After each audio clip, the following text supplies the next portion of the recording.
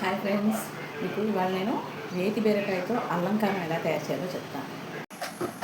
ముందుగా నేతి బీరకాయలని తొక్క తీసుకోవాలి. ముక్కల్ని ఇలా తరుక్కోవాలి. కాస్త పెద్ద ముక్కలు తరుక్కున్నా పర్వాలేదు, ఎందుకంటే కూర అంతా అయిన తర్వాత అసలు ముక్కలు కనిపించవు, ముద్దగా అయిపోతుంది. మనకి ఈ మాత్రం ముక్కలకి పోపు ఇలా సరిపోతుంది. ఒక స్పూను ఆవాలు, ఒక స్పూన్ జీలకర్ర, ఒక స్పూన్ మినపప్పు, తర్వాత ఒక 4 పచ్చిమిరపకాయలు, ఒక పెద్ద నిమ్మకాయ అంత అల్లం, తర్వాత కరివేపాకు, ఎండుమిరపకాయలు, ఇంగు కూడా కావాలి. సో నూనె కూడా వేడెక్కింది. ఇప్పుడు నేను ఇందులో వరుసగా మినపప్పు, అలాగే జీలకర్ర, తర్వాత ఆవాలు, తర్వాత రెడీ చేసి పెట్టుకున్నటువంటి ఎండుమిరపకాయలు కూడా వేస్తున్నాను.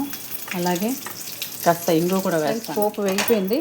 ఇప్పుడు నేను ఇందులోనే రెడీగా పెట్టుకున్నటువంటి కరివేపాకు కూడా వేసాను. కరివేపాకు కూడా వేసిన తర్వాత ఇప్పుడు వేగిపోయింది. ఇప్పుడు నేను ఈ ముక్కల్ని ఇందులోకి వేస్తాను.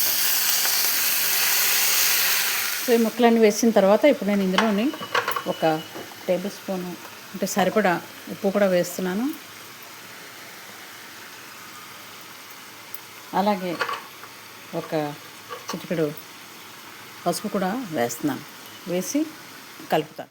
ఫ్రెండ్స్, పోపులోని ముక్కలు వేసాను, అలాగే పసుపు ఉప్పు కూడా వేసాను.